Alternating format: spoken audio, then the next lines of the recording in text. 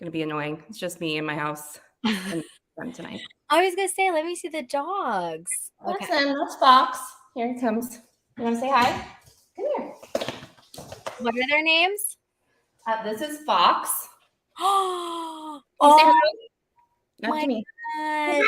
Okay, yeah, we're live. Oh my God. Hi, Fox.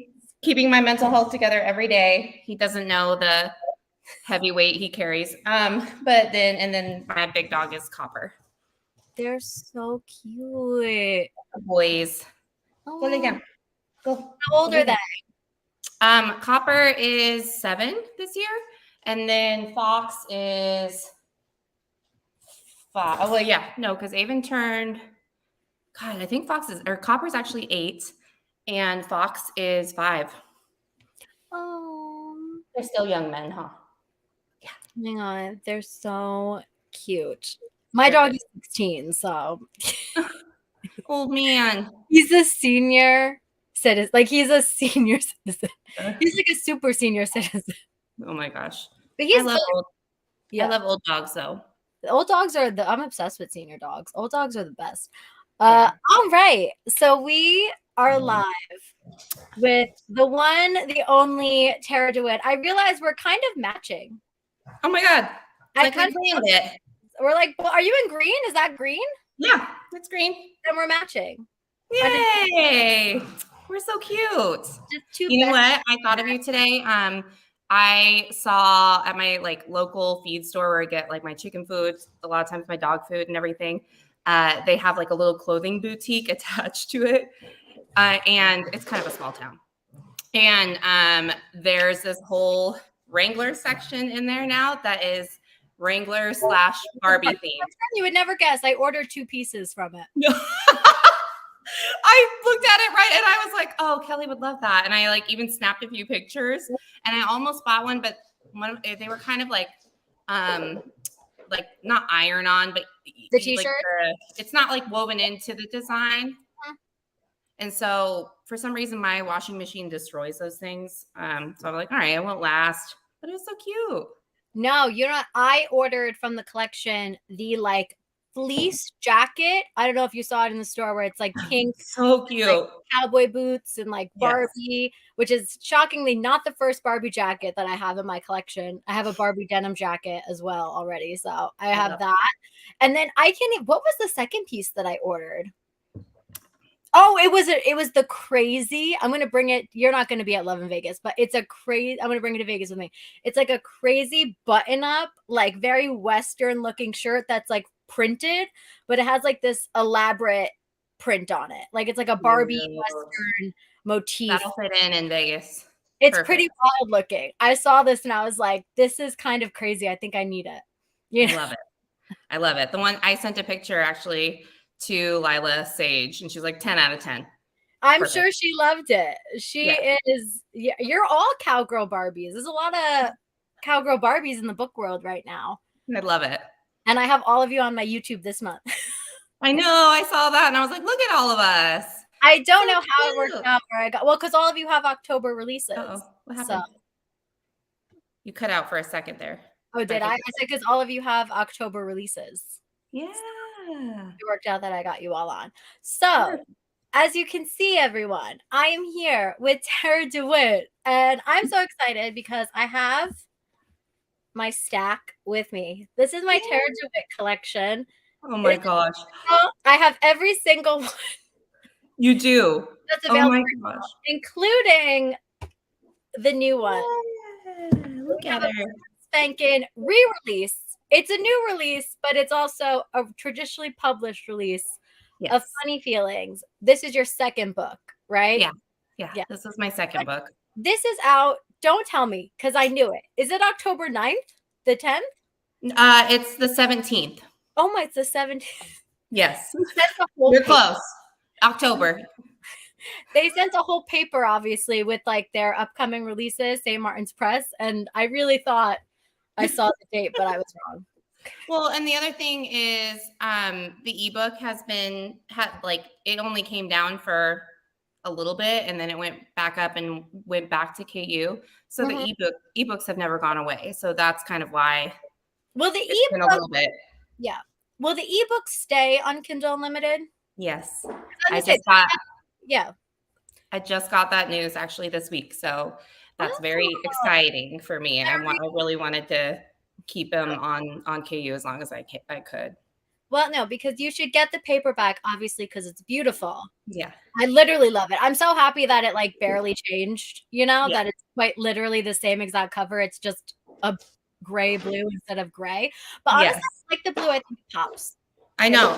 It definitely pops more. It seems like it fits them because, like, for me, when I was doing it, there's definitely a little bit of angst and some heavier themes in it. Like, just I wanted it to feel a little more adult and a little moodier and to fit the vibe. So I was very wary of doing bright colors, but it's also just such a happy book. And now I feel like, bright, but it's not too bright. It's not too bright. Exactly. It's not too bright. Now that I see it, it's the ideal colors for that. It's gorgeous. And I like the little spine. I feel like a lot of you guys who are going trad pub are going like fun stuff on the spine. Like if you see the BK person ones, like hers have the little cartoons on the side, and it's all so cute. It's like, I know, I love it.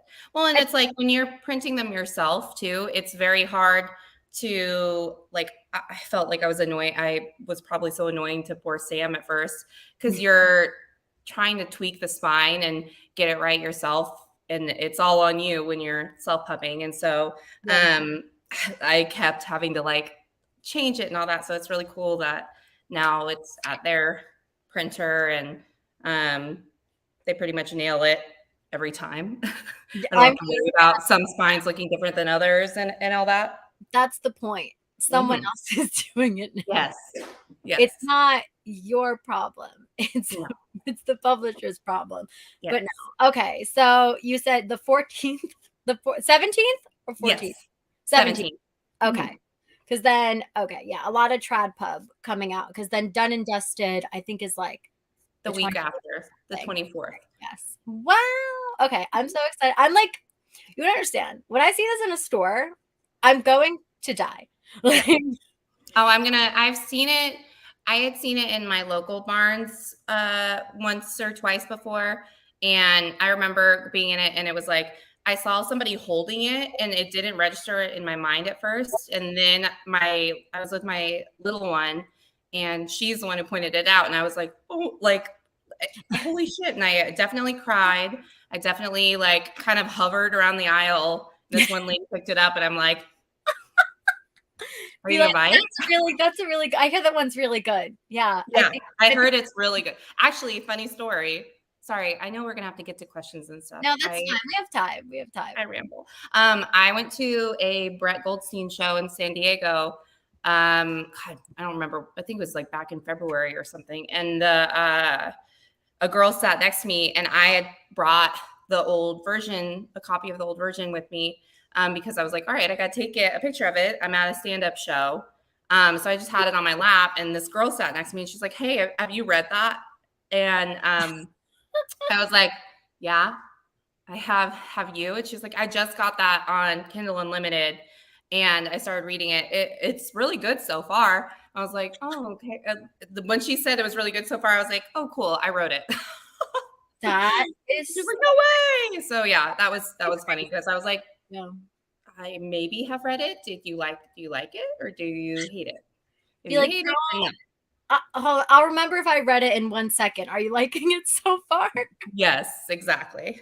That's crazy. Like I can't even imagine just being out in the wild. Having your book with you and then someone's like, oh my god, that's so funny. I actually am reading that right now. I know. Yeah, that was nuts. Just to be like, yeah, that's nuts. It was crazy. That's crazy. But if next time I go to a comedy show, I actually haven't gone to a stand-up show in a minute, but I have like a stand-up club actually not that far from in my local mall. We have one and they get some pretty big people. Like one time my friends and I went to see, and I know you would appreciate this because I think you like Parks and Rec.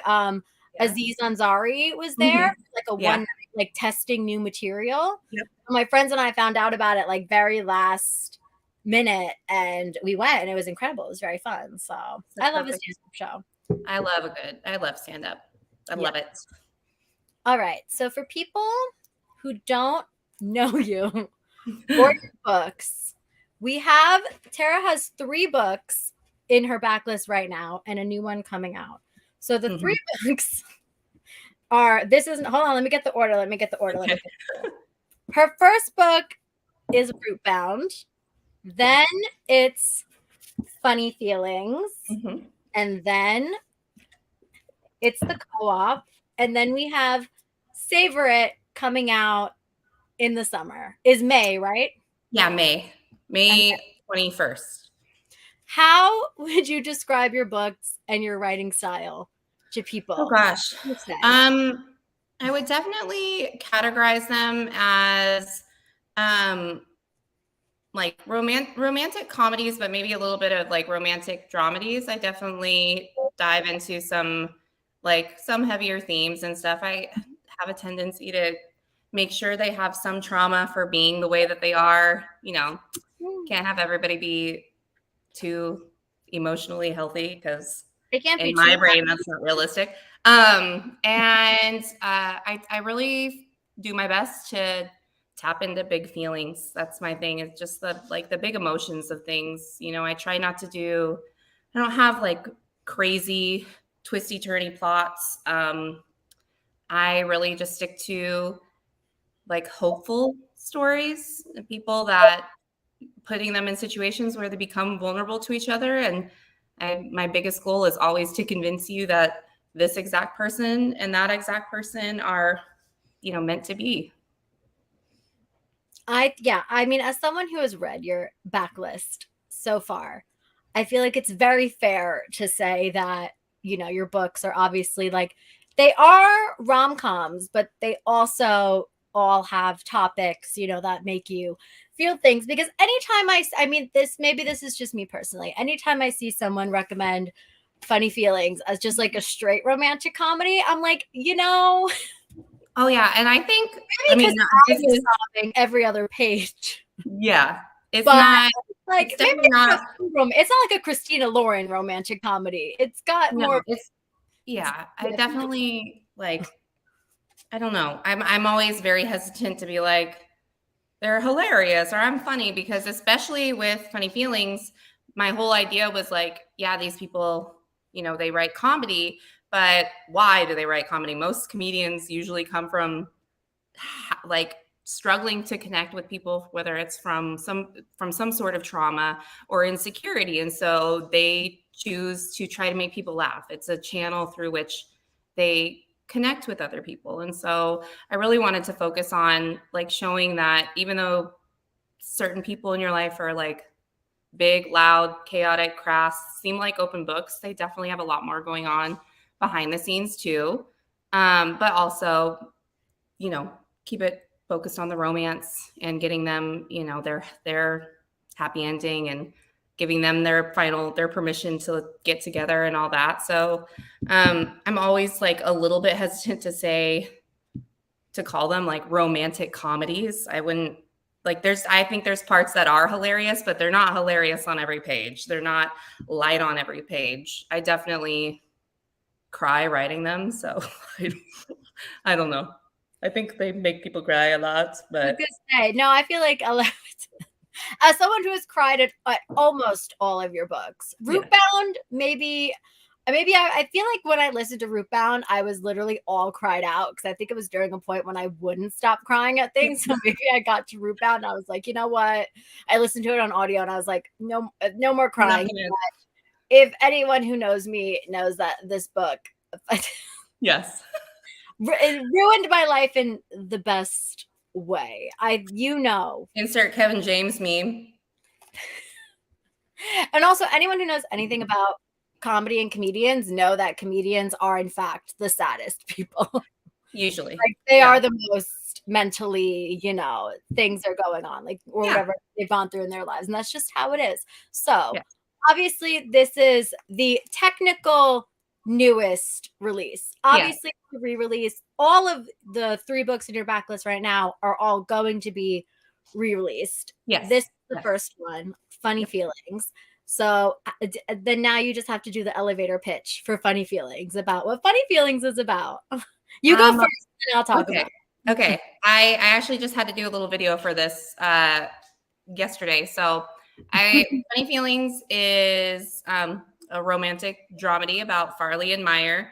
Farley is one of those loud, crass, chaotic comedians on the rise. And Meyer is her a former comedian turned comedy writer who also goes on to not only become her manager, but her best friend. It's told in dual timelines, so we get to see how their relationships develops over the course of a few years. And, from their rainy day meet cute, where Farley rescues Meyer's daughter's birthday party, all the way up to when she's invited to go on tour and asked to do some PR publicity work for that tour, which includes a little bit of fake dating. And I guess since Meyer's exit from the stage was somewhat abrupt, they left room for some intrigue there. So they think it'd be a good idea for those two to fake date. Yeah. Exactly. Yeah. So Funny Feelings, if you want a breakdown of tropes, it's single dad, fake dating, friends to lovers. Again, he has the cutest daughter ever. It's found, I guess, also like found family. Definitely found family. That's like probably my favorite theme in that is the found family aspect. If you're a found family person, which I think one of the reasons I love, I mean, anyone knows me as I love single parent books. I love single dad. I love kids in books. And I love just when it's a strong like family. Yeah. And this, I think, actually has one of the strongest like senses of like family that I've ever read. Like, honestly, like at the end of the book, it's so, you're just like, it's a little trio. Like they're like meant to be. It's so sweet. It's so beautiful. Like, honestly.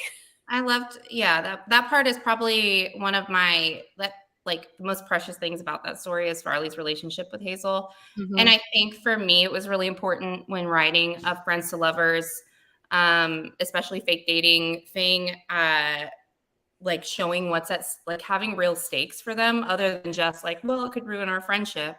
I really wanted there to be something else. So like her relationship with Hazel was obviously so dear and precious to everybody that putting that at risk. And then obviously their working relationship, since he was her manager and helped her get to the point she's at and everything. And then in addition to their friendship.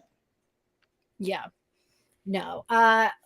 If for anyone who doesn't know, I mean, my experience with Tarah's books is anytime I do one of these things, I always like to say how I know the person. This is Funny Feelings is the first book that I read by Tarah. And I saw it floating around that it was a book about a stand-up comedian. And I love comedy. I love stand-up comedy. I have never heard of a book about a stand-up comedian before. Like, I'm sure there are ones, out there, but in terms of like this current space, books floating around, had no idea. So someone pitched this book and they were like, oh, it's single dad, fake dating, and she's a stand-up comic. I was like, that sounds like my perfect book. Yes. And I was one of those people where I picked it up thinking it was going to be a funny, like really light time. So I guess the person who I saw recommended it, like they didn't cry or anything, but like they loved it, were raving about it. So I was just like, oh my God, yay, like fake dating. It's a comedian. It's going to be funny. And within the first, I'm pretty sure I said within the first like 2 chapters, 20 pages, I was sobbing. I was a mess. I remember this. Yeah. And then I harassed Tarah into friendship. I was a willing victim. I was just, this book, like truly I have never read a book that like hit me this hard. Like, I swear to God, everything that came out of Farley's mouth about like comedy and just like everything going on in like her life, I was like shook to my core. I was like, this is crazy, because it was like, things that I felt on page, but then also there were things obviously in this book that I couldn't relate to, but it was beautiful to see it on page. And I thought the writing was so good. And I mean, I don't want to say I predicted it, but I said a million times every time I talk about this book and just your writing in general, I say Tarah's books are so good they read like traditionally published romances. Oh, Like, I was like, but they're better than some books that they're traditionally published books. I'm like, why aren't these traditionally published? Because the writing is so good. And you're one of those authors where I praise the writing. Thank you. I don't do that with everyone. I mean, obviously I read so many books and everyone's wonderful. Everyone does their thing. But like, you're one of those people where I'm like, oh no, she's a writer.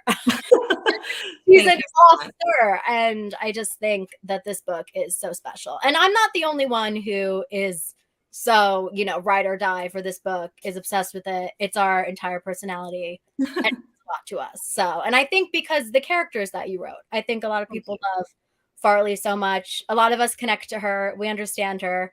I mean, the scene where it's quick, it's not a spoiler, but when she like goes to therapy for the first time and she's like, she didn't laugh at my jokes. That's like my Roman Empire. That's actually like a true story where I walked out of a therapy session like, that did not go how I thought it was. Like, I don't think she liked me. And really, I had to sit back and be like, it's just because she didn't laugh at me. Like, why did I feel like I was there to audition for something? Why was I was supposed to be?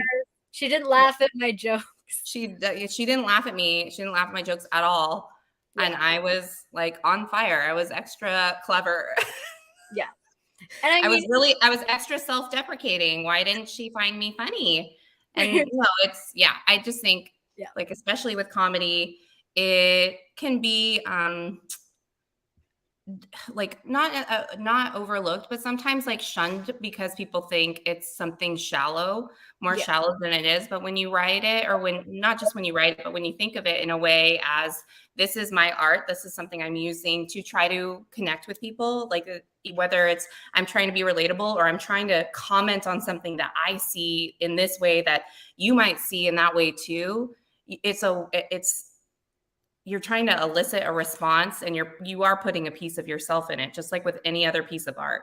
So I think that when you really think about comedy in that way, it's brilliant. And it's just one of those like mental health toolbox things that I keep around. Okay, my dog is being insufferable. I gotta let him out. Hang on. They're by the door. They're like, Mommy, please let me out. Jeez. You didn't hear them barking though. It didn't sound like they were like barking. No, they weren't barking. He just scratches at the glass. Scratching. That's so. Yeah. No, but I also, and I hope, I mean, I really hope I'm not the only one who's ever told you this, is that I don't know if people understand. There are stand-up comedy bits written in the book, because obviously she's a comedian. So there will in fact be parts where she does comedy, which again really drew me to the book, because I do think I remember someone being like, oh, there's actual like stand-up in the book. And I was like, oh my God, this is gonna be my favorite book ever. Was my favorite. Some people are like, no, that's exactly why I will not read it. No, so I really tried to make it like, sprinkle it in there so that you know that this is in fact what she does and everything. But I tried not to be like too heavy-handed with it, because there could have been more, because it was so well done. And I don't think I want everyone watching this now and in the future to understand how hard it is to write stand-up comedy bits. Yes. Like, as someone who has tried to write stand-up comedy bits and has watched a lot of stand-up, it's very hard. And I think there's a huge point in there about how, like, even when you're reading something funny that's two-dimensional, you're not getting any of the inflection that was intended to go with it, any of the funny hand gestures or facial like expressions or any of that. So it's so different to read a joke than to watch and hear a joke. Yes. And it has to be, for something to be truly funny on paper, it has to be pretty damn sharp. So it's not, I definitely, when I was writing it, was like, some of these things, like, especially when I have to kind of describe some of the things she's doing on stage, that's going to take your brain putting it together a little bit more, and it won't necessarily be as funny reading it. But it, certain parts, it was important to at least describe it happening so that you could believe the picture being painted. But I love this. So it's so hard. And it's like, especially writing, there's a reason why there are not a lot of comedians in romances, for sure, because that So it's a lot of pressure to try to, I tried to say, hey, this is probably to me one of my least funny books, but she's naturally funny. Like there are going to be things she's naturally funny, but I try to touch a lot on some of the other feelings and things that go into this too. But there's a lot of pressure to just write a comedian up front. Yeah. No, I loved the stand-up bits in the book. I thought they were so well done. This book, it played out like a movie for me. Thank you. And I mean, I'm one of those people where like most books do, but not everyone. But this one, I think because I devoured it in like 2 to 3 days. Because I think those are my favorite books. I'm one of those like, because I'm a slow reader most of the time. So yeah. like if I have to do it physical or like on my Kindle without an audiobook, but I devour this because I think once I started with all of the feelings, I was like, I gotta knock this out now. Also because I needed to know how it ended. Yeah. Like this book, it's not like it's like suspenseful or dramatic where you're like, what's gonna happen at the end? I just genuinely needed to know what was gonna happen at the end. And the ending of this book is one of my favorite endings. It's beautiful. I was sobbing. It was just because I knew I was going to cry also, maybe because I wanted to get the other one of the like 100 cries that I had while reading. I love it. If you're watching this and you're like, oh my God, this book is going to make me cry. No, well, like it'll make you cry, but not as much as me. It was a me thing. Yeah. I mean, you know what part I cried the most in, which not a lot, like a lot of people are shocked when they hear this. I cried the most when I was writing the part where Farley was, hang on, my dog, you're really killing the vibe.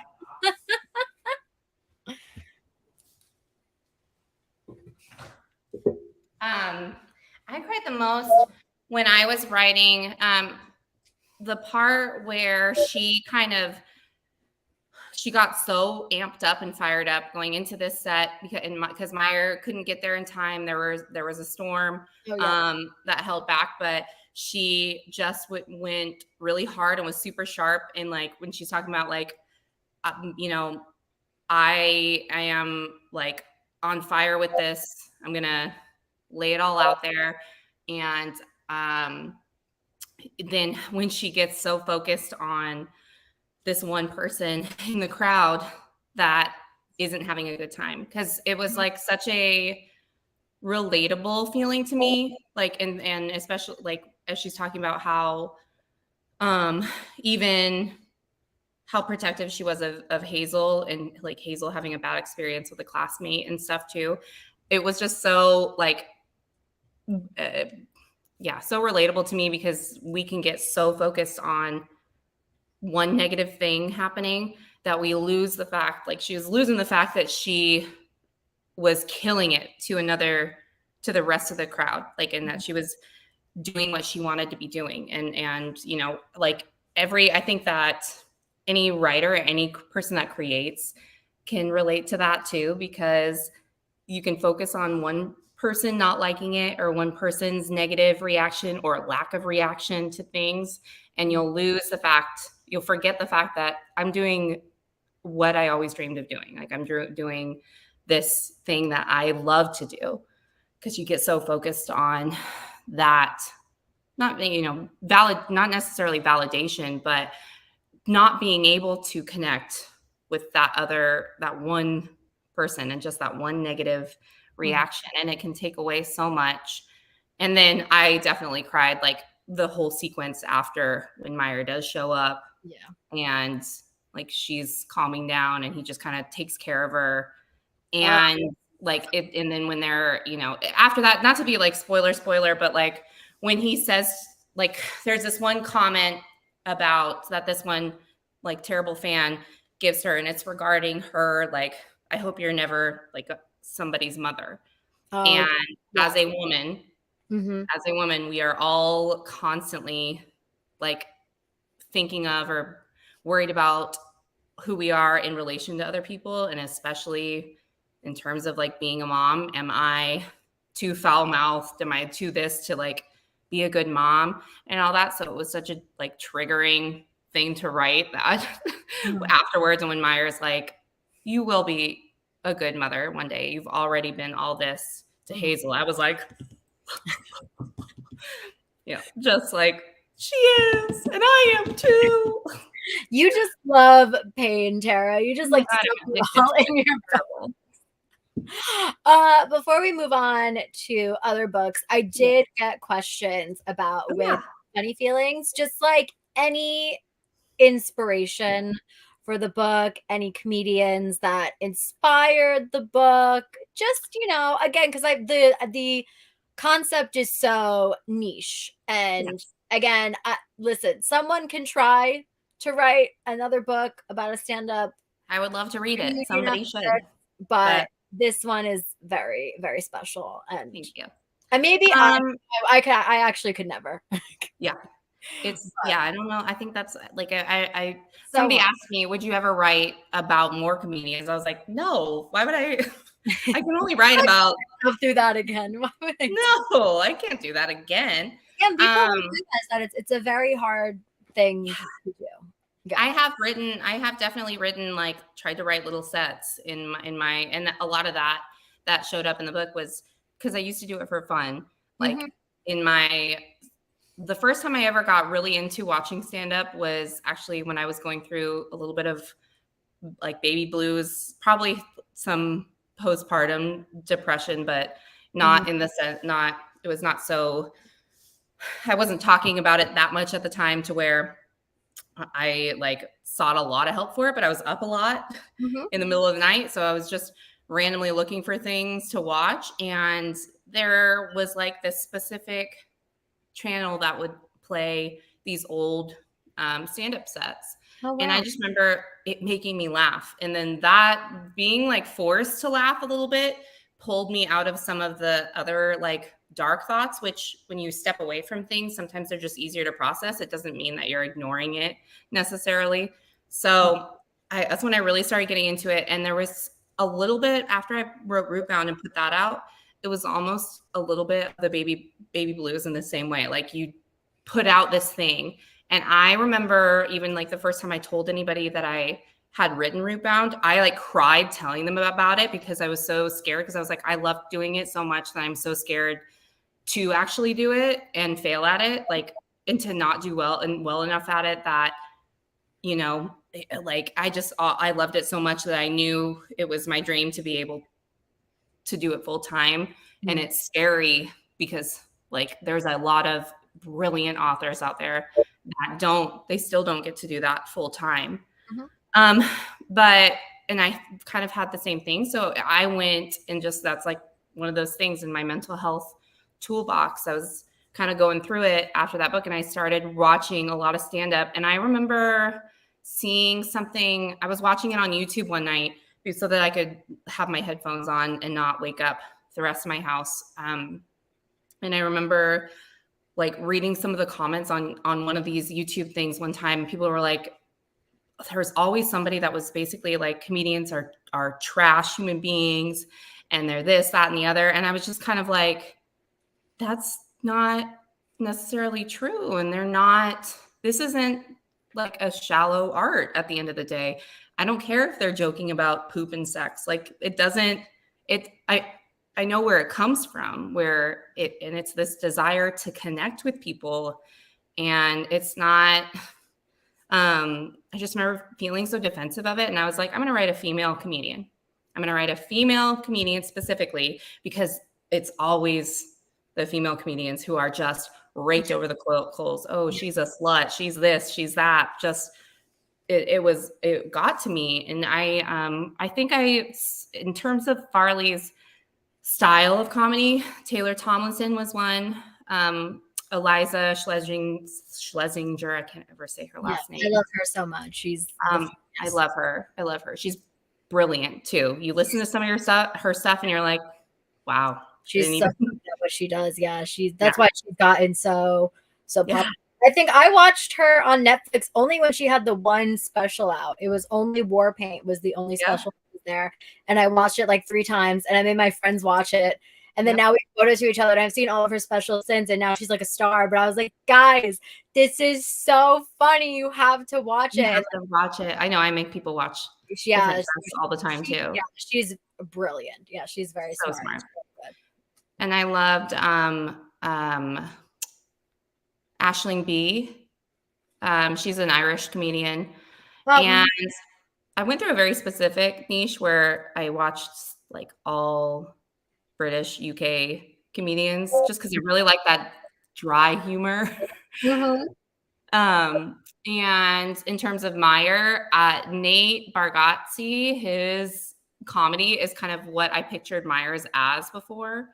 But I really wanted him to be in a position where he was like, because things do change for people. Like you can love something and like your life can change, your priorities can change. And you're like, I actually don't want anything to do with that anymore. So that was where I did that. But in terms of like his brand of comedy that I always pictured for him, it was like Nate Bargatze, that very like cut and dry, like, almost monotone type humor that is just, it's still hilarious and it hits every time. I like that though. Then also like Farley and Meyer would have opposite styles in their comics. I mean, they are Farley's extremely effusive and they are opposites attract couple basically anyway, but obviously they have enough in common that they really work and like connect with each other. And that's one of the things, even like right from the beginning of the book, you like get that they have this strong connection. Obviously it's friends to, he's her manager, and then it's like fake dating because obviously he's like, well, you're not dating anyone else, like it's just got to be me. So I think that's what makes them one of my favorite couples ever. And I think also again why so many people love the book and just love them as a couple is because their relationship feels so real. And honestly though, but that's all of your couples. I think they all are built on such really like strong connections where like you believe it. It's obviously not like, which there's nothing wrong with like an insta love, insta lust. It is what it is and it happens. But like yours, they take the time. It's a slower burn, obviously. Also, this is a slow burn relationship. But when I tell you it's worth it. Yeah, I think it's slow burn, but somehow like my favorite books are usually slow burn because I love that little bit of torture and that emotional payoff you get too. But somehow satisfying along the way. Like I want to either be laughing or like I want you to elicit emotion from me at each really quickly along the way because then I'm gonna stay invested. So, and I really liked the idea of I was like, how can I write a friends to lovers where in a fake dating thing where it's like very loving to where like if you're best friends, you're probably good communicators.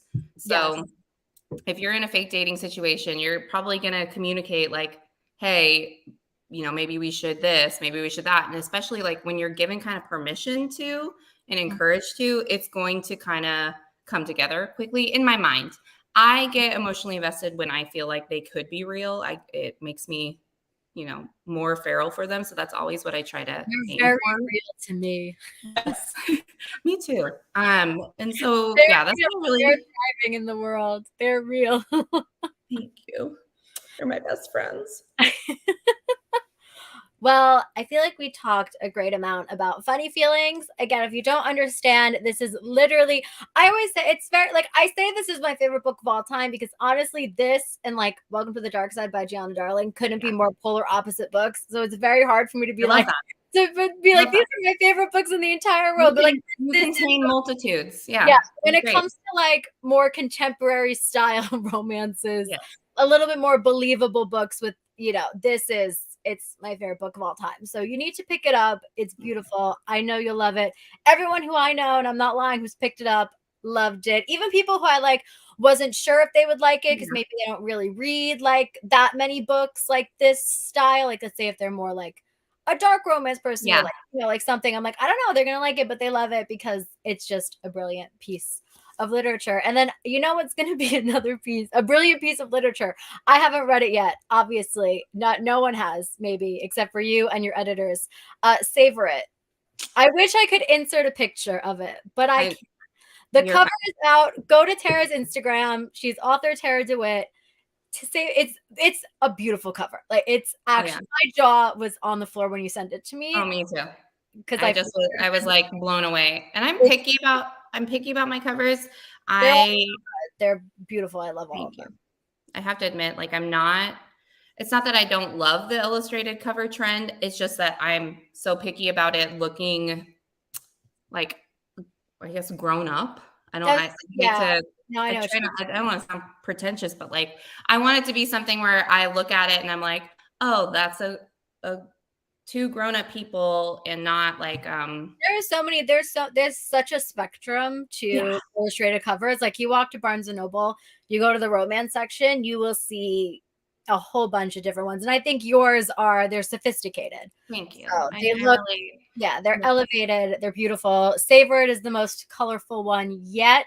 Yeah, and it's the sexiest one, I think. It's a little saucy. It's a little, the like longing and the insert strap and all of it. It's so, the colors on it are just, I know in person it's going to be so gorgeous, and all of your covers, like, they all look good together. Like, I feel like Savor It is just going to look so good next to these babies. It's going to look so good. So what can you tell us about the new book? I want, what are you going to tell us? Tell me. Okay, I can definitely like share. It's the certain things. It's a small town, so it's based in like a coastal Oregon small town. It is strangers to friends to lovers. I wouldn't call it fake dating, but it's definitely like they make an alliance and to like help each other for the summer. It involves a competition in the town. I would say that my friend Allie, who Rosen, who her book is on Kindle Unlimited right now as like a read now thing, Recipe for Second Chances, and I've only read a little bit so far, but I love it. She said it's like, it reminds me of like Schitt's Creek, or Stars Hollow, but way more degenerate. And I said, that's perfect. I really wanted to write kind of like an anti-hero small town as the town itself. Yeah.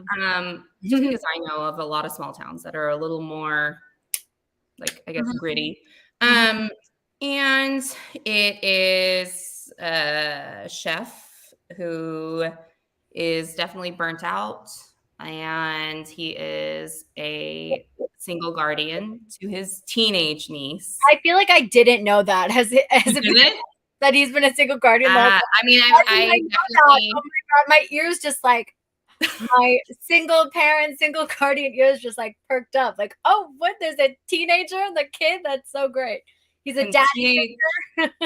Writing a teenager was, I loved it. It was so much fun because teenagers are just assholes. So I had so much fun writing that, different parts in that, and her just kind of not making life super easy on him, and him being like where Meyer was like this very, I am going to be a great dad, and maybe I'm a little unsure of what I'm doing, but she is my priority, and he's just this wonderful dad.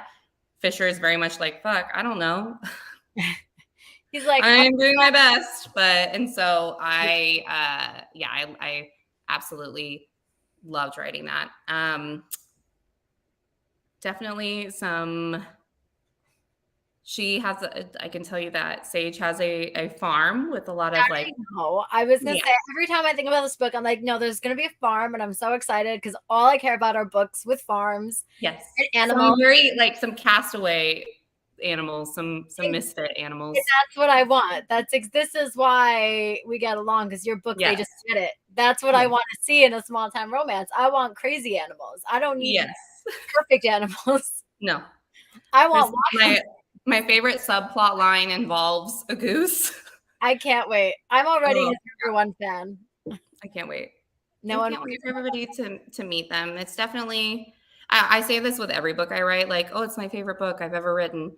But it is it's the truth for every book, for every period of things that you've written. Like, Funny Feelings will always be special to me because it felt like such a risk to write comedians. And it's the book that definitely took off for me. It's, that's why it's the first that my publisher is re-releasing and everything. It gained me an audience that, that was more than I ever could have dreamt of. But every book I've written has felt like that. But Savor It, especially, there's just so many good little themes in it in terms of just, finding your way, and then also being okay when your path changes a little bit and taking some ownership of your life and living it for yourself and not for others. So I think it's a special little town, a special little book. And then the other thing I can share with you is that you will probably know the characters in it when you're reading it that will come next. So it is like the first in a little series. I don't know how long that series is yet, but it is the first in at least there will be another book set with some of those same characters, and you'll probably know who they are when you're reading it. Oh, I cannot wait. Until every person that's read it has been like, tell me you're writing their book next. Every single person from okay, great. No, seriously, until I have Savor It in my possession, I will not know peace. It's one truly, and I'm terrible when it comes to book releases, book dates. I don't know anything. But if someone was to ask me, be like, oh, any books coming up that you're excited for? I would be like, Savor It by Tarah Dewitt. I'd be like, what else is coming? I have no idea. I really couldn't tell you. I know. I love that so much. It's weird having so much time, but the time is going so quickly. No, it's flying. I feel like we were just talking about, like, I know everyone was messaging you like, where's this book? Why can't I get it? The paperback is down. Where do I get them? Like, I know. Yeah. I'm so. Yeah. And it's like October now, instead of ordering it off of Amazon and the risk of getting a damaged copy, you can go to a Barnes and Noble and pick it up. Or Target. You can go to Target. I can't believe Target bestseller. I know. I'm so thrilled for it to be. I will be going to my Target and my Barnes and Noble. I mean, maybe I'll be like you. I'll stand in the aisle and I'll be like, just peek in. I will literally go to the people working at my Barnes and Noble. You should get that. They'll be like, you should. You want to put this book on a table? You want to put it? I have 3 at home. I don't. What do you mean? You're like, still get it? Yeah, I'll be like, just put it everywhere. Can we put this book? I'll be like, I know her. I'll be like, you have to do me so. I'll just put the book. Put it everywhere. I'll take the books and I'll spread them around the store and I'll wait for people to pick them up and I'll be like, you should get that book. You're laying little booby traps for them. I almost did that one time, and it was so funny because it was, of all people who did not need me pushing her books, someone behind me was looking at like Lauren Asher books one time in a bookstore, and I was like, I was so tempted to be like, those books are really good. I do that all the time.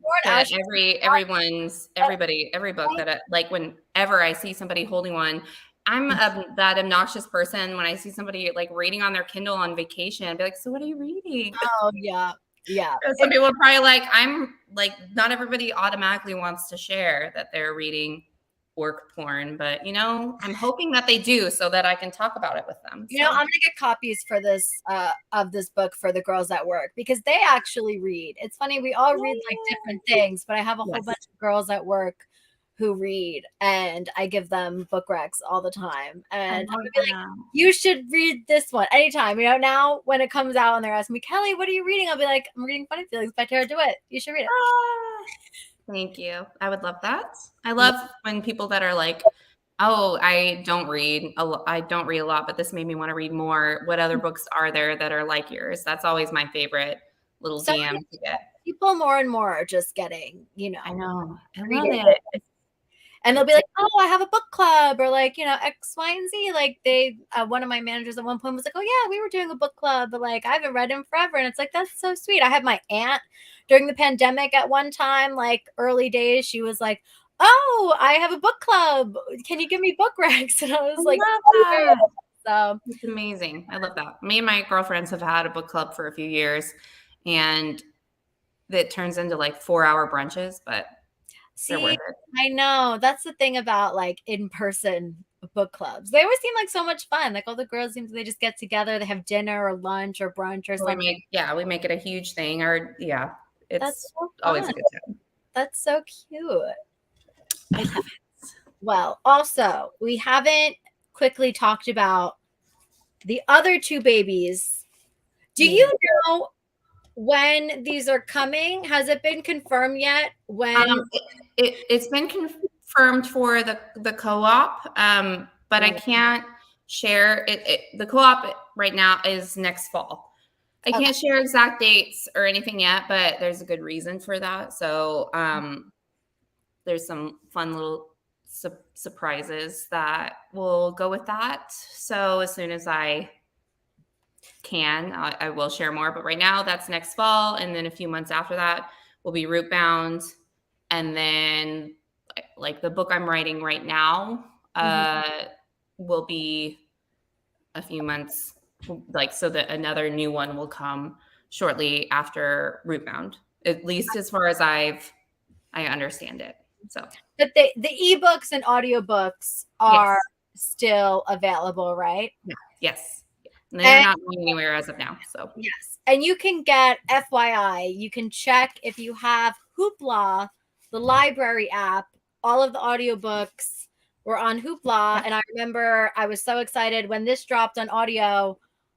I saw the date and then you were like, oh yeah, it could probably be on Hoopla or something. And it was. So I listened to Rootbound on audio, love the audiobook. I've listened to the co-op on audio too. I forgot. Yes, I listened to both of these. I need to reread this and like listen to it. I feel like I'll still be crying. So, Yes. I will say the Funny Feelings audiobook, out of the audiobooks that were done, I think Funny Feelings was my favorite for sure. I feel like this would be really very, very, very good on audio. I mean, the other two were very well done on audio too. I loved them. So if you need to know, the co-op is, I'll just pitch it. It's a marriage of convenience, which another one of my all-time favorite tropes. You say marriage of convenience, I'm like, sure, say less. It's I guess like a second chance. They do know each other, but they know each other from the past. Had like a summer fling. Yeah, they have history. There was an encounter. They know each other, so it's not like they're strangers. And they have to work together to literally put together, what is it? An apartment? It's like it's a beach duplex. It started out as like a multi-unit building, and so they're renovating a whole building together. Yes.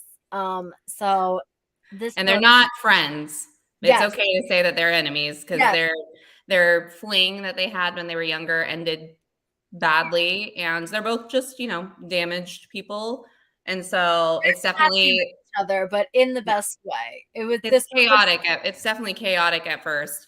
I loved the idea of writing like we built our house, and at the end of it, I was like, God, I cannot imagine.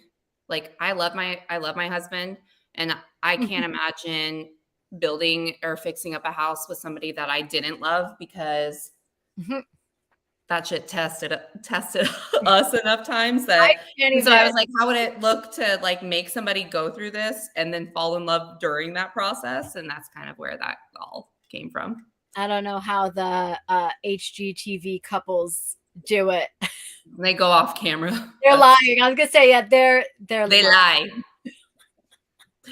No, this book I loved it. It was so special. There was a lot of like stuff about like music in here too. Like, really bonded them, and that made me cry because like some of the song choices in here were just very like special to me, and I was just like, taste like every song that was mentioned in this book. I was just like, I love that song. That's a great song. And like I love like just like little moments of like dancing and like kitchen. I find it to be like actually the most romantic thing in the world is just like dancing in any form. So there it is in this book, wink, and it's really beautiful, and I cried. So that's my favorite, I think, of the playlists that I've made for books. Very good. Is like I still listen to that playlist. All the books have a playlist. They do, yes. So it's in the front of the book. I know some people on Spotify, and I guess I should probably be better about like putting my Spotify somewhere where you can find some people are like hit or miss about like playlists and books, but I love them. Oh, I love them. You don't have to listen to it while it's not. I don't do interactive playlists. It's not like you're meant to listen to it while you're reading, but it's just songs that I feel like fit them and fit the vibe.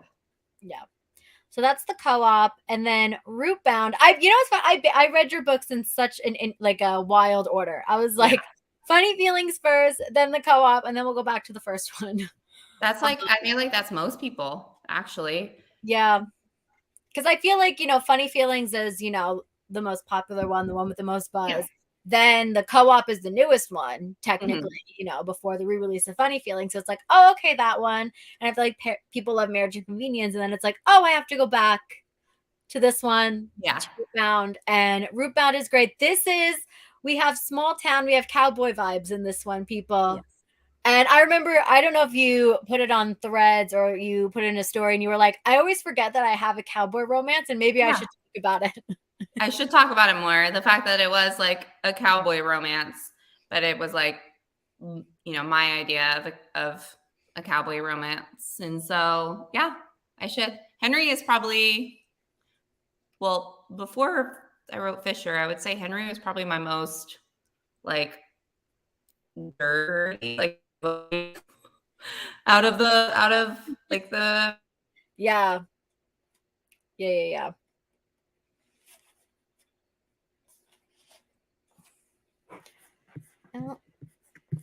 Tarah froze on me.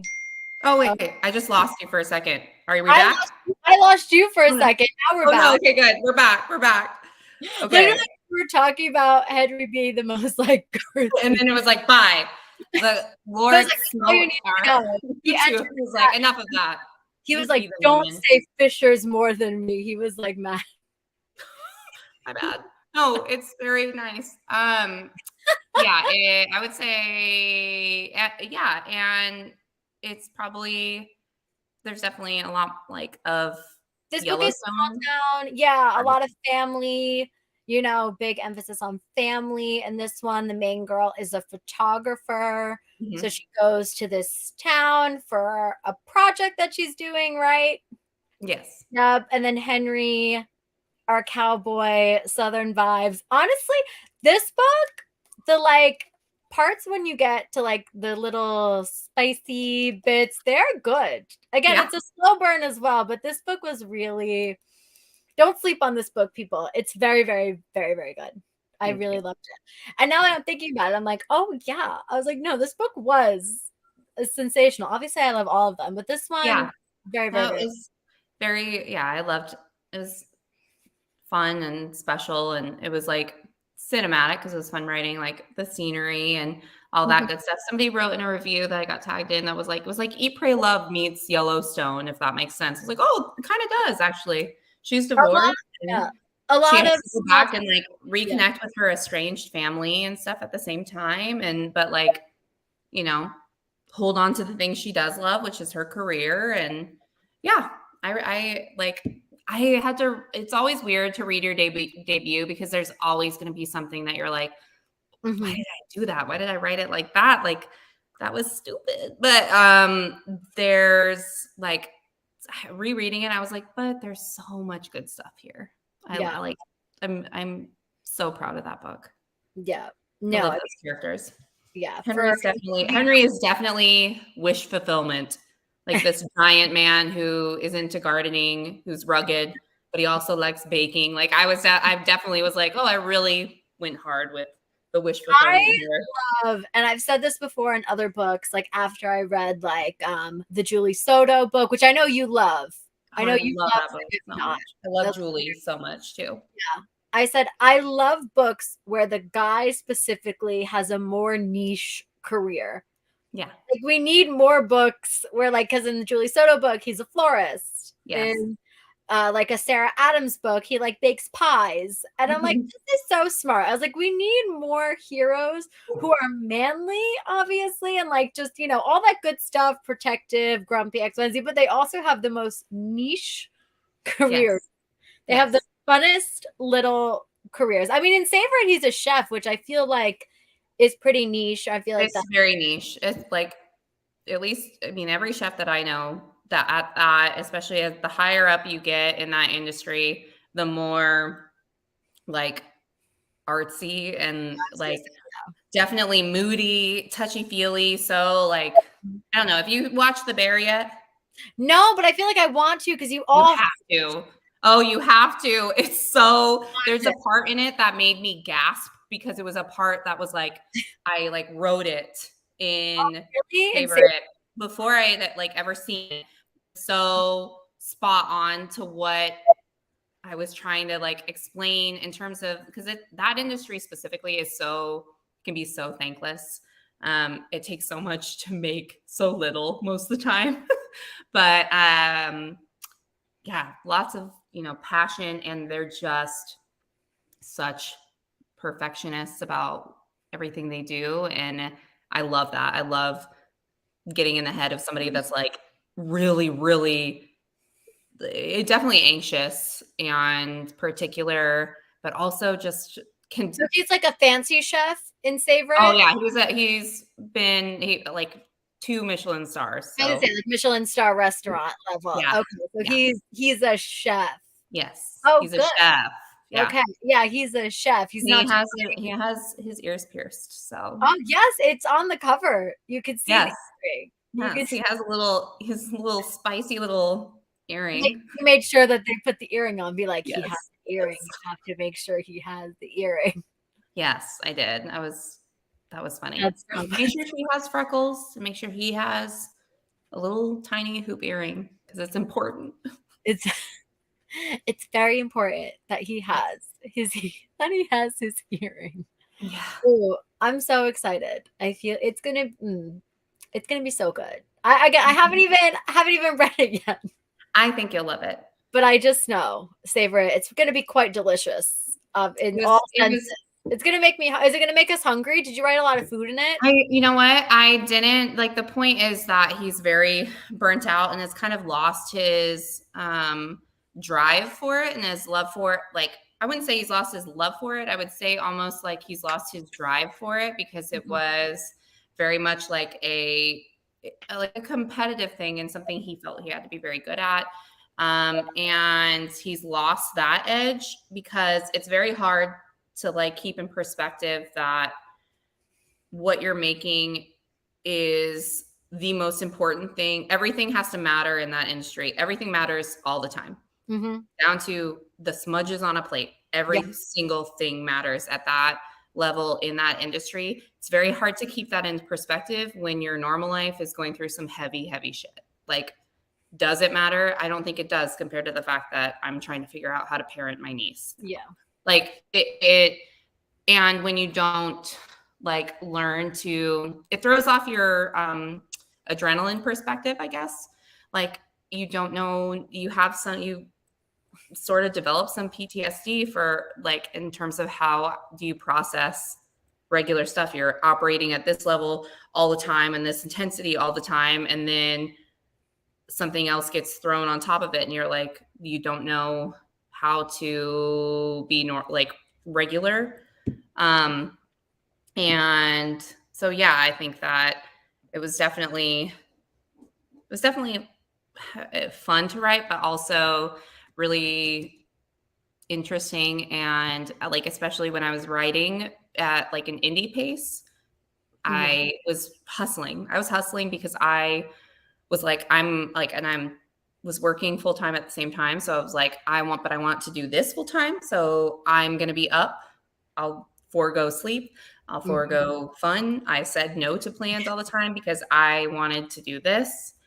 And if you don't take care of yourself, you will get burnt out on it. And putting out 3-4 books a year, for me at least, when I have 2 kids and crazy competitive sports and a life outside of it, I don't know how some of these indie authors I don't either. I don't know. And books, like it's no one's business. Yeah. I literally have some friends who are indie authors and they pump out books sometimes every 2 to 3 months, and I'm like, how is that possible? Like, and if it is possible for you and it is possible for how you operate, I am so happy for you. But for me, it wasn't, but I was making it and happen.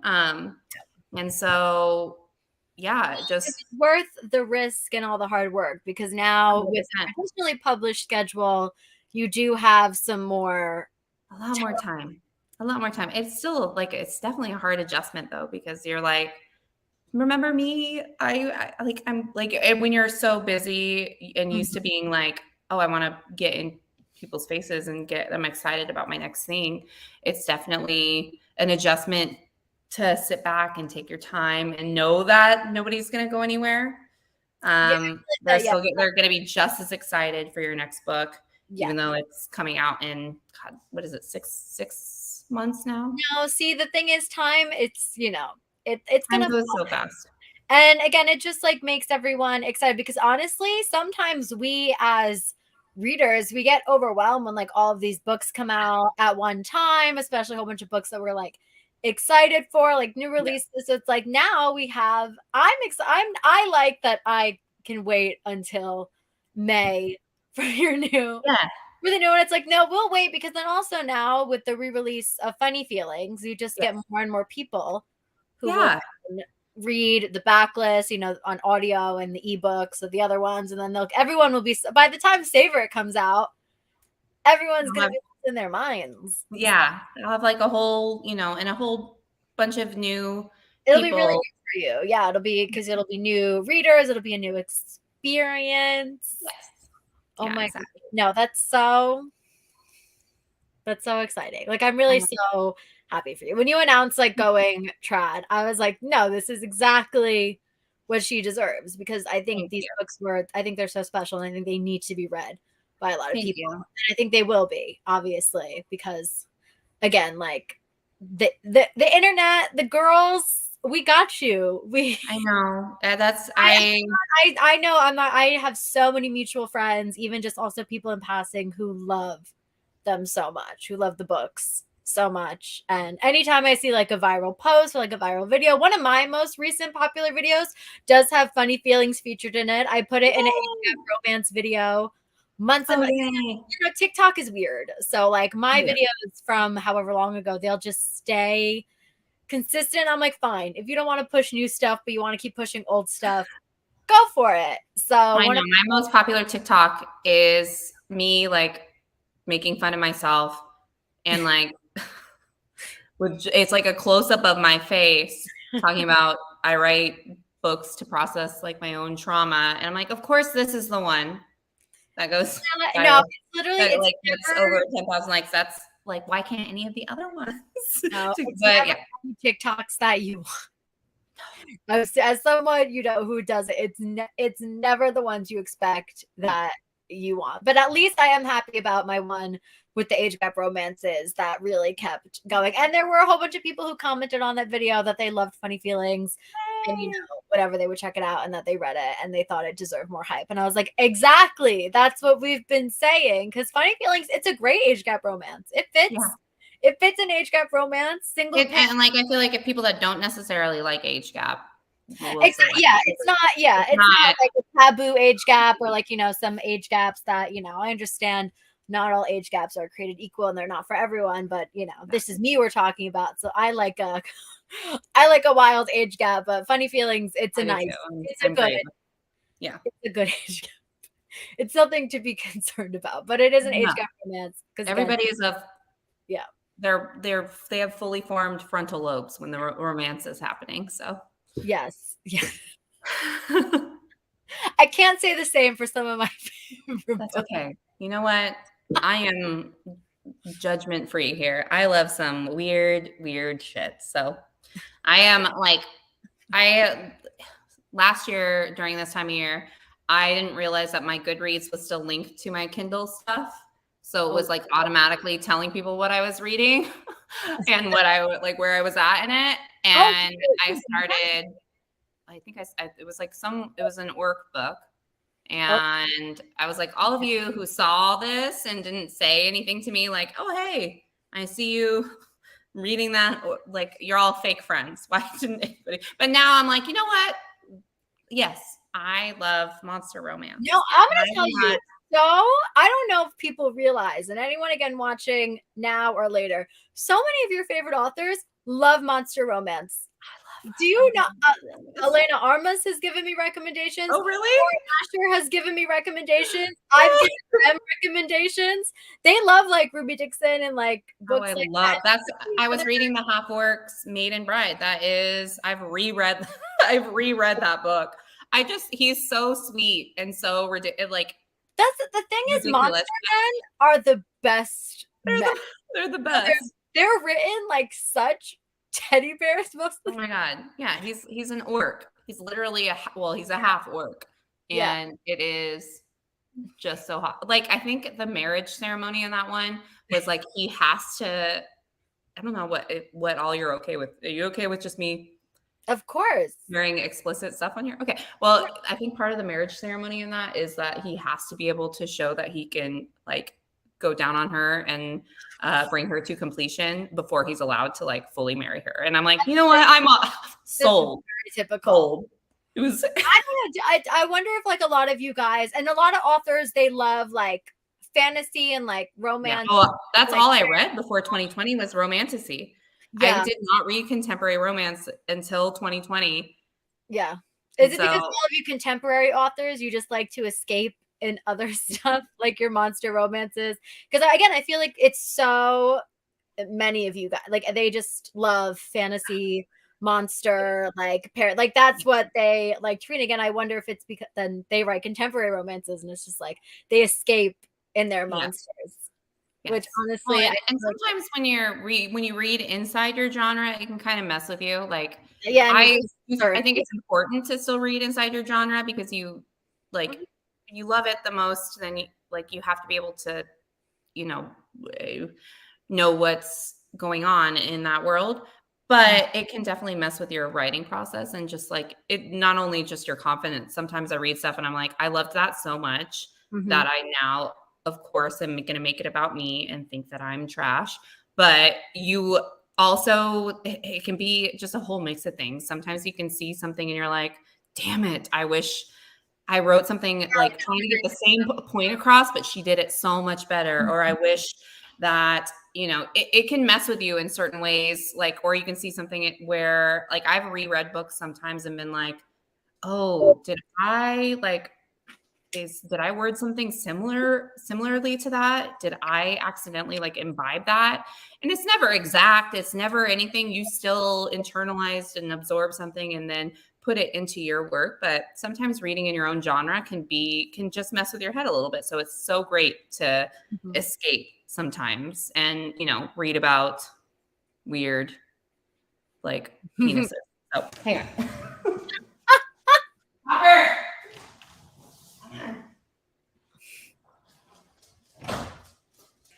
The dog.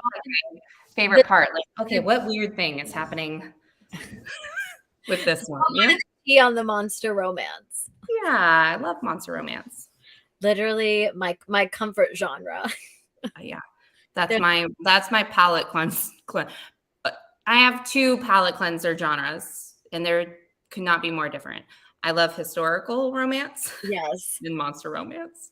No, see, the thing is, I love historicals also. I just like don't nearly read enough because you just get distracted by like other things like on your list. But like the historicals that I've read, love them. They're so good. And I see why some people read, like I know some girls read a lot of historical romances and like they'll read contemporary romances as well, but they're really good at keeping up with historicals and like they read a lot of historicals and I'm like, oh, I'm jealous because these books sound so fun. I'm like, these books just sound so great and all these authors and I love like the covers and everything. I love the cover. I love step back covers in that genre. Now I used to, it used to be, it's so different now than it used to be. It used to be like where if somebody had nipples on your cover, you usually tried to like tuck it in a textbook and, but now I just love that we embrace how like well done and beautiful they are.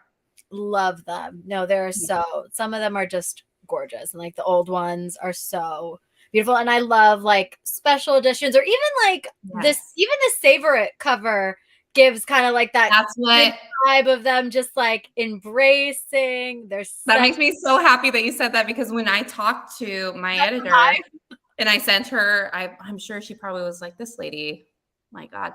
I sent her a 3-page PDF about everything that I wanted in the cover. But I was basically like, I kind of want it to give like, it's like mature and looks like a little piece of art and it's beautifully done. I don't want it to be blobby. I don't know, again, I hesitate to sound pretentious, but I don't like blobby cartoons or like weirdly proportioned things. No, so I want like texture and I want it to look like a piece of art, but I also want it to give like not a campy feel necessarily, but a little like homage to a step back, like a little bit of a like, because that's exactly what this is about. Like it's about savoring your moments and what are we going to do with this moment, and they are very tactile. There it is. Hold it up. Sexy. Yeah. It's like the thing is, it's totally that vibe. Yes, 100%. Like I swear to God, if I didn't know who you were, let's pretend I don't know who you are, never heard of you, never read your books. If I was walking in a bookstore and I saw this cover, I would be like, oh my God, what is that? 100%. Like her little hand tucked into his pants, her strap coming down. Oh, yep. The dress. Like, I want it like me and who when is the question. Yeah. Yes. It's beautiful. I love the colors on it. I forgot that it was like I knew it was like purple, pink, but like the sunset colors it's so stunning. Yeah. This is gonna be beautiful. People are gonna see this in the store, they're gonna be like, what's that? Like I know it's really gorgeous. Yeah. And then like I'm zooming in. Where's his little earring? There it is. I'm trying to see if I can see. There it is. His facial hair and his little earring. I love his earring. It's ridiculous. I love it. So many people are like, oh my God, it's giving Paul Mescal. I'm like, you know what? I don't hate that. Oh, you know what? I don't hate that at all. A smidge. Like, yeah, a little bit. A little bit. I had, you know who I had stuck in my head when I started writing him was Michel Huisman, or I don't know how you say his last name. He's Dutch. But he was he's in Game of Thrones and he was in Age of Adeline. Oh, okay. Yes. Yes. Yeah. That's who was stuck in my head the whole time. Okay. Yeah. Do you do that? Where do you like picture celebrities also to help you? I try not to. And if I do, I usually try to do something that veers away, just because I don't like when somebody like picks a face cast and it gets stuck in my head when I want to picture somebody else. So I try not to get too specific and everything. But yeah, I can't help it a lot of the time. That's usually what happens and just what's going through my head. But I try to like give them a different eye color, give them a different something to where they can become their own person. Yeah. I feel like most, unless it's like, again, maybe like, you know, people who have written like fan fiction or something coming over to the initially published, maybe it's a little different. But I feel like, again, most authors who I talk to, like they'll have like maybe a general idea, but for the most part, they won't be like, this character this is so and so. It's based on so. Like I'll ask people like if any celebrities have, you know, like who do they picture? Like I asked my author friend this, and she literally had no idea. She's like, whoever you picture. Yeah, I would love that. I would love to just have like. She was like, you know what? I really didn't have. You know, she's like, just go for it. She's like, just pick whoever you want. And honestly, I don't picture celebrities when I read books, so I'm smart. That's smart. Don't get hung up on one and then not be able to. Most people, well, some people have one like main celebrity crush or something, and they'll be like, that's who I picture as every guy. Yes. Well, I've been asked a few times, like, who did you fan cast for this or face cast or whatever the word is? And so, or like, if you had to, who would you pick? Because they want to know, who to picture. Yeah. So yeah, sometimes I'm like, well, this is what happened to me, but I do try to avoid it. I do my best. I can't though. Yeah.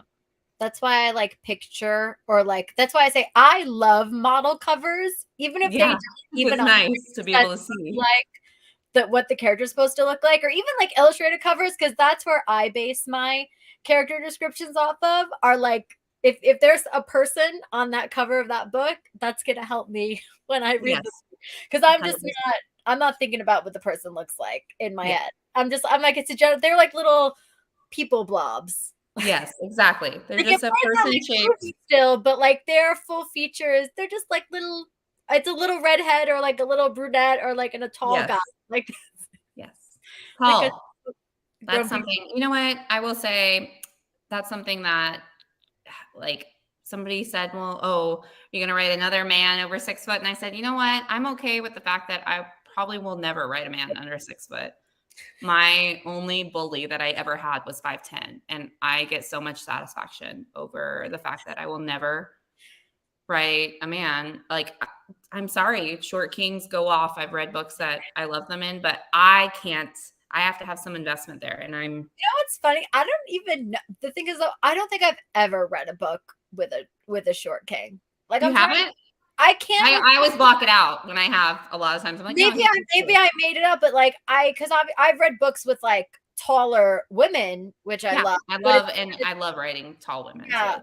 I love that, but I feel like I actually can't remember ever reading a book unless. I've read quite a few. I've read one of them that I always joked like, no, he's actually 6'3". Well, yours truly, Dr. Jacob Maddox. Oh, was he supposed to be? He's 5'10", and I remember just being like, he's actually 6'3". So he's actually 6'3". I know you know what you're doing, Abby. You did great. I'm in love with him, but he's not 5'10". He's 6. He's 6 months. He's I changed it. Well, we have talked for a while, and I know the two of us, we could keep talking. I could all night, but we can let other people free. Yeah, but we can wrap this up. But I will say, my final question: how does it feel to know that you were at the Taylor Swift Eras Tour, MetLife Stadium, night 1? The best.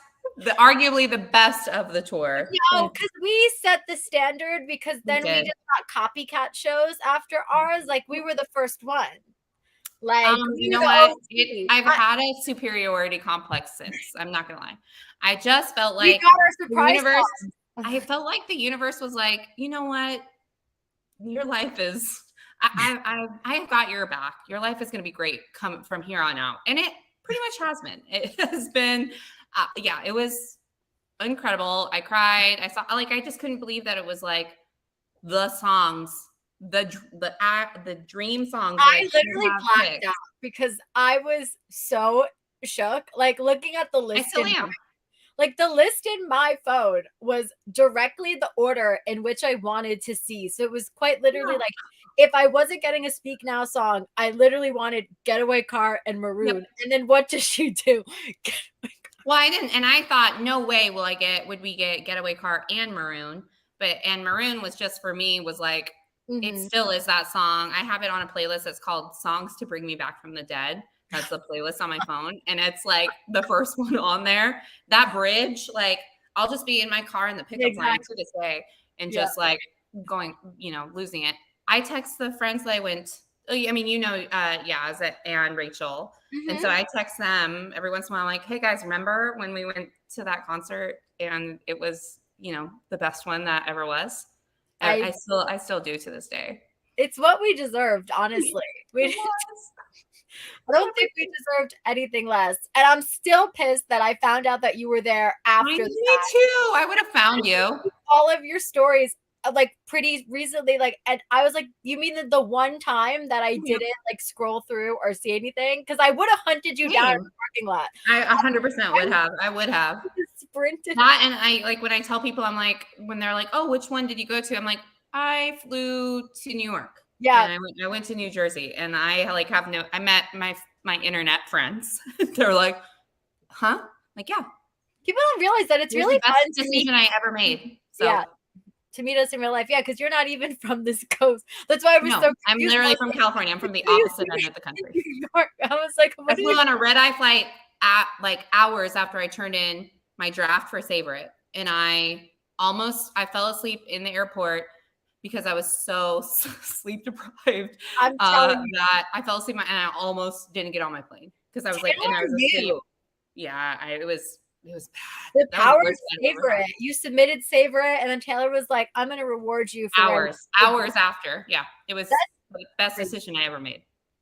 That is literally so funny. I didn't realize that, but that was crazy. I was like, what is Tarah Dewitt doing at the same concert that I was at? I'm in New York. I was like, what is she doing? Best choice I ever made. I loved it. It was incredible. Dying. I was like, Tarah would be there. I was like, of course she was. I thought that was so funny.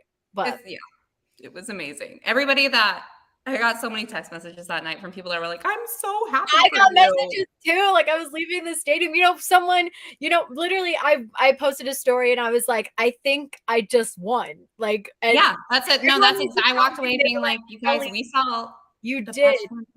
Even Sarah Kate messaged me and was like, no, you literally won. No.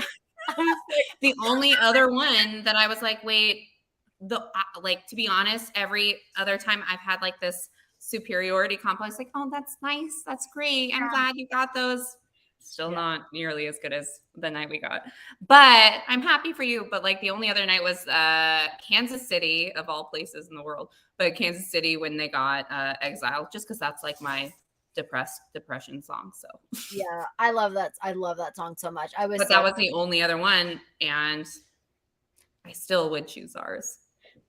Yeah, the only ones I were jealous of were obviously Speak Now related ones. Like that was a tough loss for me personally. But honestly, I was like, if I couldn't have gotten that, at least I got what I got is so special. And I experienced it from the second to last row of MetLife Stadium, and I still had a great time. It was the best. It was incredible. Yeah. All right. So thank you, Tarah, for joining me. I'm literally obsessed with you. Thank you so much for coming. My queen, my favorite. So everyone, guess what? October? No, I got this. 17th. Yes. Yay! Yay! Thank you so much for having me. You can get the re-release of Funny Feelings. You can get the ebook, audiobook out now, but then you can get the beautiful paperback from whatever retailer you choose. Barnes & Noble, Target bestseller already. So please pick up this book. I'm so serious. Please check out Tarah's books. They're sensational. She's also the best, as you can see. So thank you so much for having me. It was so much fun. I'll spend Friday night with you anytime. Seriously. When Savor It comes out. Yeah, let's do it. You can come back. But perfect. Would love to. Okay. Bye. All right, bye.